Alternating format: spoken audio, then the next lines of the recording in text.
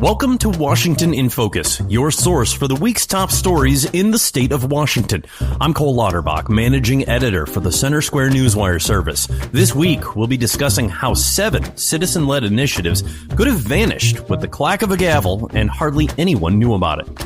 A risk of rolling power outages in Washington's future. Spokane putting millions down to run a new homeless shelter that's not operating yet. And Seattleites at odds over a new crackdown on prostitution. That's ahead on Washington in Focus. I'm Cole Lauterbach. They're simple, boring, never thought of until they're needed. They're windshield wipers. Only when Mary Anderson became annoyed that New York trolley drivers were stopping to wipe their windshield by hand did anybody do something about it. By attaching a spring-loaded arm to a rubber blade, one woman made travel easier and safer. Look to innovate and pass it on. From passiton.com. Welcome back to Washington in Focus. I'm Cole Lauterbach. Now, let's jump into the headlines.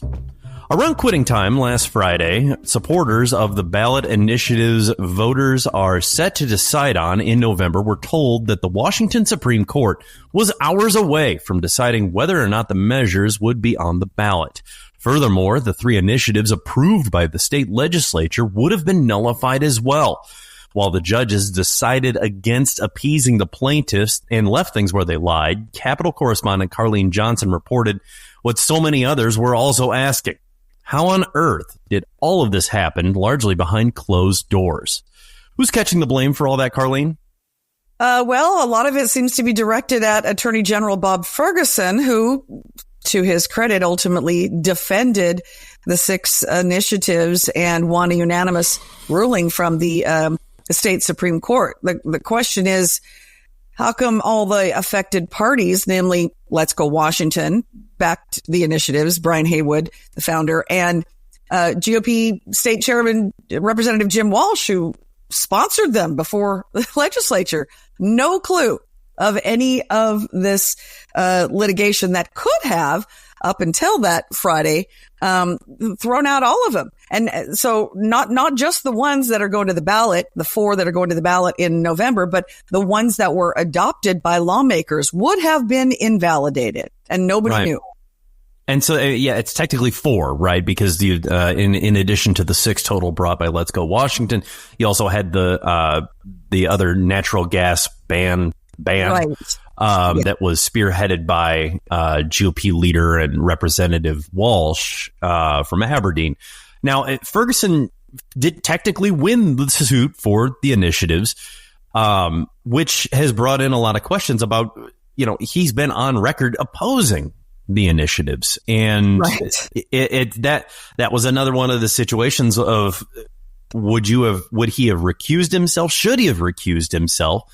And we had seen, too, that he had said in some of his filings that the supporters and the people affected by this were unaware of the lawsuit in the first place. Yeah, Let's Go Washington's Brian Heywood was repeatedly named in the court documents, and yet had no clue. Now, was there a legal obligation for those who brought the lawsuit against the Secretary of State, which is, as you mentioned, Defend Washington, and another group basically all backed by, SEIU, Washington Education Association, Nick Hanauer, some UW Board of Regents appointees, Inslee appointees.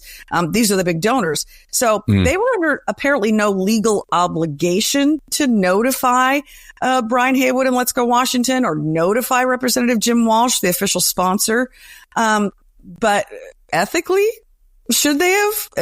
Certainly an appearance of that, especially when your name's in the court documents and you're the one who, Heywood gets blasted all the time for spending all of his own money on the signature gathering effort, right? At least $6 or $7 million of his own money.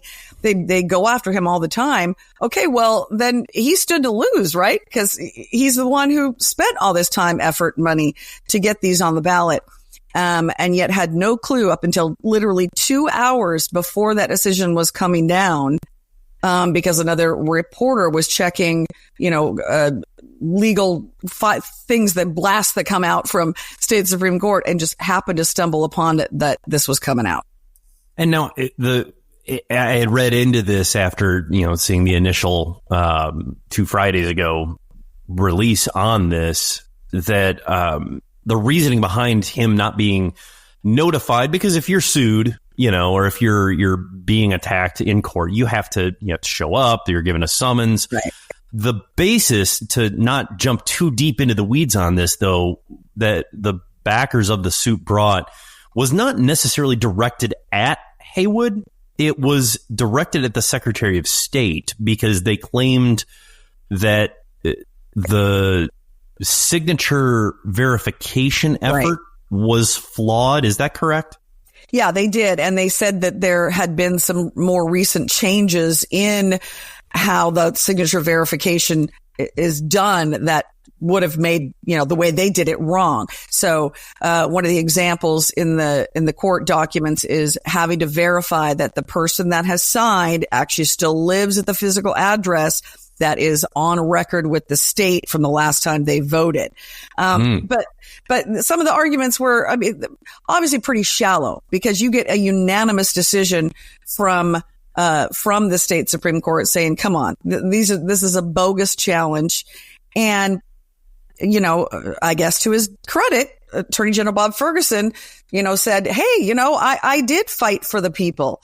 But the question, you mentioned him recusing himself or not recusing himself. When you've got the very people that are paying to bring the legal challenge as being your biggest donors and supporters, and as you mentioned, Cole, he's come up publicly against the initiatives, we're supposed to go, okay, so, it came out good for us, but it could have easily not come out good for the people that brought these initiatives, right? Right. So certainly some, whether you want to call it unethical or, cloudy reasons why.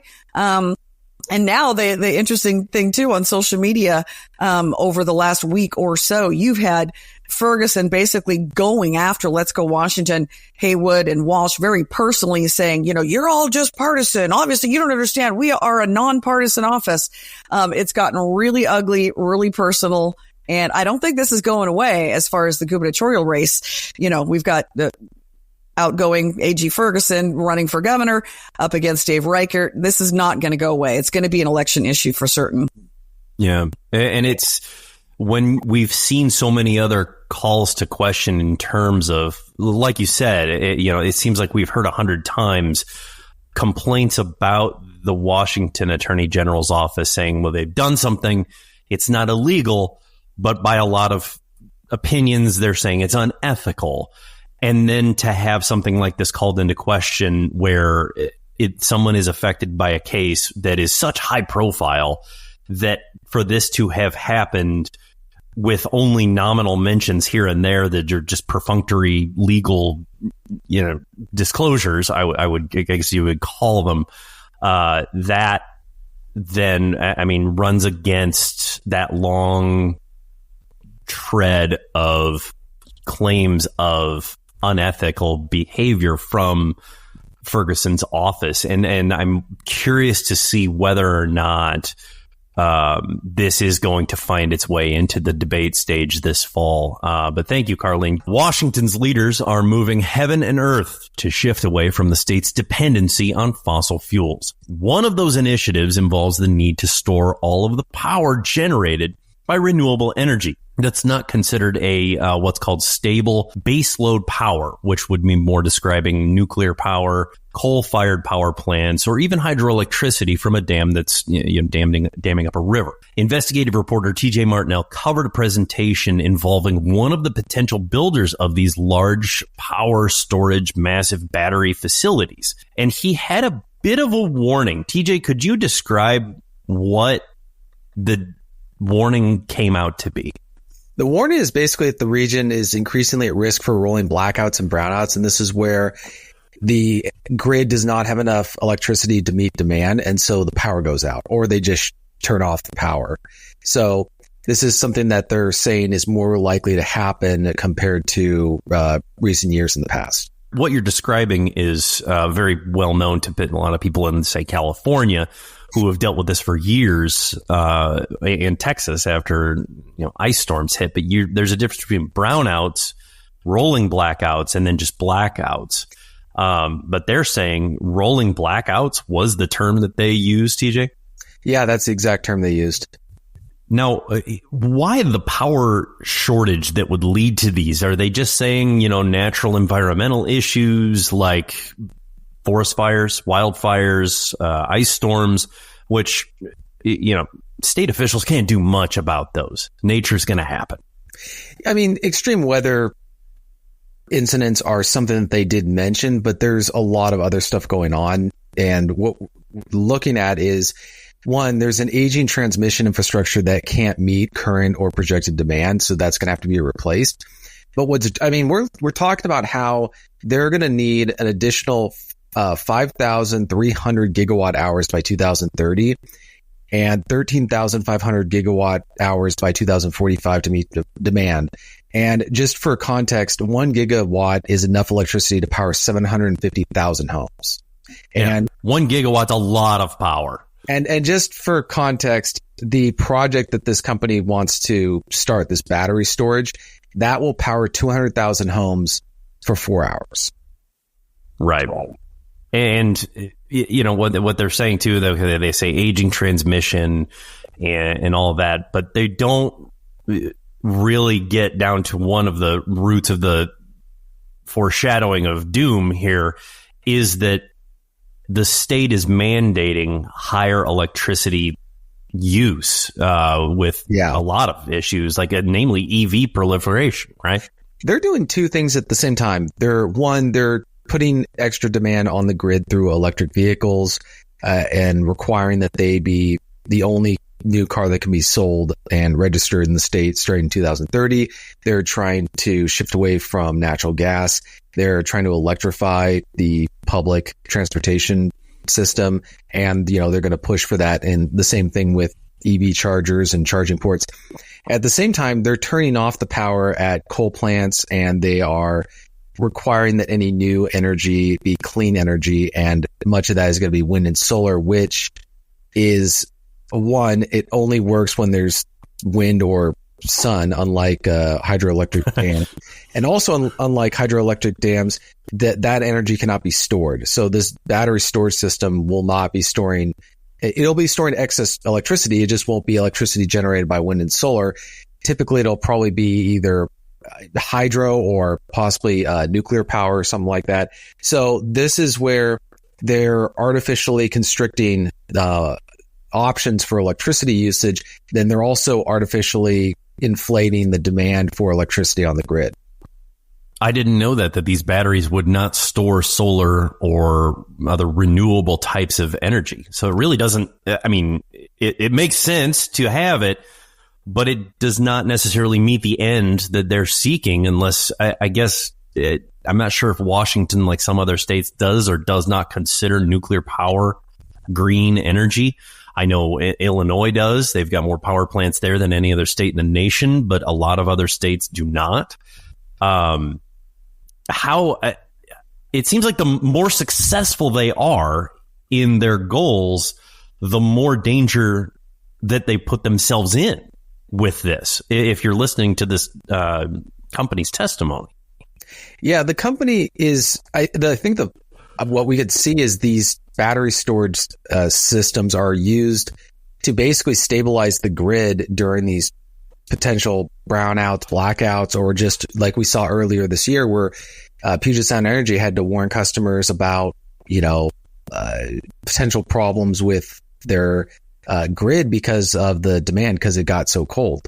So this is where there's going to be some big questions that need to be asked about what happens when the grid is not meeting demand, and yet they still have these.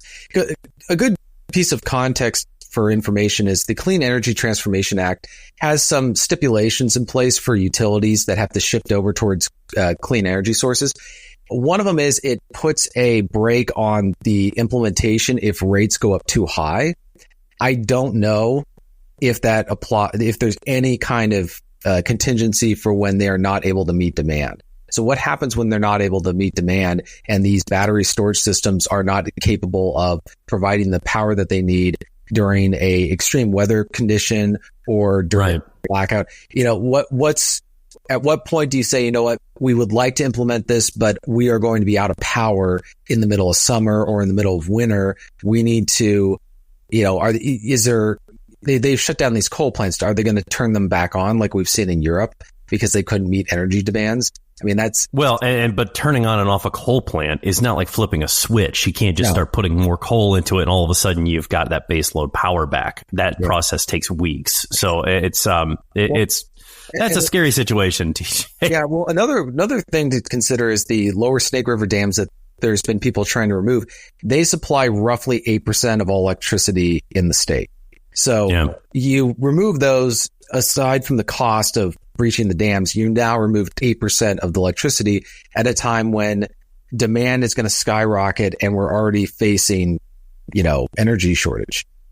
No, we'll see how they, if there's a come to Jesus moment, maybe, in terms of seeing the base load and seeing the demand. And maybe they start thinking, well, maybe we should slow down with some of these to make sure we can do other things. But thank you, TJ. Good story. Spokane officials are pushing forward with Mayor Lisa Brown's initiative to do away with centralizing the city's homeless and instead using a scattered site plan that places these people in small shelters across the city. In their latest decision, city officials have devoted millions of dollars to the central hub of these scattered shelters. But Eastern Washington reporter Tim Klauser notes in his story that there's one little snag. What's that, Tim? Yeah, Cole, the Spokane City Council approved an operating contract for Brown's proposed housing navigation center on Monday. That approval provided $3.85 million to two providers who will prop up the temporary housing center, as well as several scattered site shelters. But there is one snag, like you said. They just don't have a place to put the shelters or centers yet. The city told me that they have a pretty ideal location in mind for the center, and the two primary providers are already using that space, but they're still in contract negotiations when it comes to that lease. And that's the same case for the scattered site shelters too. So it could be days until they wrap this up, or it could be weeks and months. But this approval for the contract is only for a 1-year period regardless. So, Tim, what's the point of a scattered site, and what type of structure did these, could these qualify as a scattered site? Are we talking homes, schools, gymnasiums, hotels? Yeah, so the intention is to spread the shelters and general social services across the city instead of concentrating the services in one or two areas. So this model would allow for several small shelters. They're looking at starting with 5 to 8 and then moving up to upwards of 30 or so. But those small shelters each have 20 to 30 beds, as opposed to congregate shelters, which can house hundreds of people. The downside with congregate shelters is that they're often dangerous for the residents and staff that are there. They dehumanize the people that are often seeking services there, and they bring other issues such as illegal camping and open-air drug use to the communities that they're then placed in. So the scattered site model intends to mediate those issues by housing less people and focusing more on permanent housing solutions.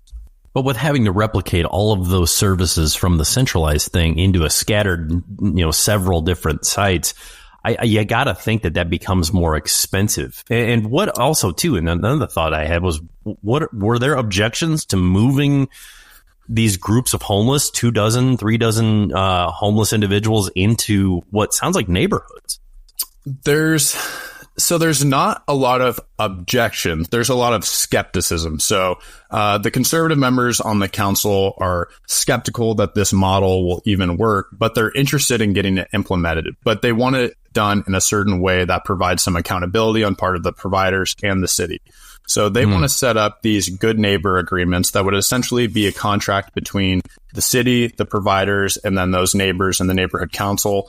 And it essentially would promise that the city is going to go in there, do the job that they're saying they're going to do in a timely manner with minimal impacts to the residents that are already in that neighborhood, that are paying mortgages in that neighborhood. Now, they've struggled to do this the last few years, but Councilmember Cathcart really wants to see that done this time to ensure we're not just passing off the problem again. Yeah, right.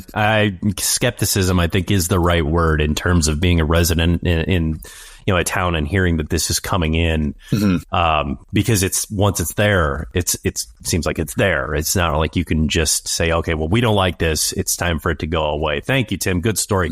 Seattle voters installed some more moderate Democrats in recent elections after campaigns promising to address the city's growing drug and homelessness issues.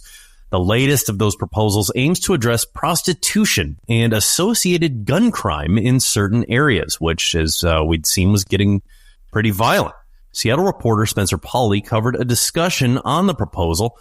First off, Spencer, explain the finer points.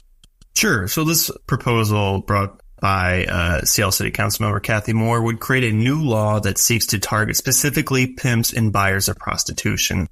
So this would consider the promotion of prostitution, people who are lawyering for that reason, in designated zones, a gross misdemeanor offense. That would be something that would be new to this.